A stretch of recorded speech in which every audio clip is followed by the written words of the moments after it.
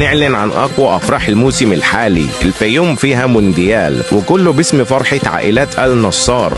أهلا ومرحبا بكم، انتظرونا في الحدث الأقوى والأكبر في تاريخ محافظات مصر. اليوم ده مش هيتكرر تاني، الفيوم كلها مش هتنام، مليونية عائلات آل نصار. موعدنا يوم 17/8 في قرية تطون بمحافظة الفيوم، وفرحة العريس أحمد صلاح وأخو العريس أسامة صلاح وابن خال العريس زياد أبو عيسى بقيادة الموسيقار معتز الجريدي.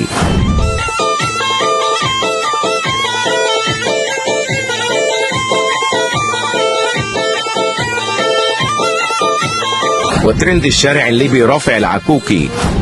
الرفقة الأصيلة هاللي به يوم وليلة نزعل آخر يمشي له وتدوم بصحبة الاثنين الرفقة.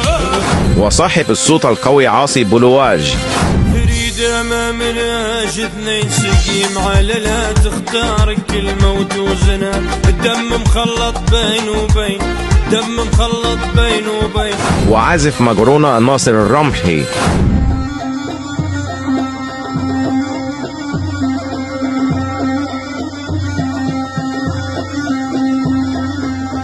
ونجم المواويل الشاعر علي أبو غزال.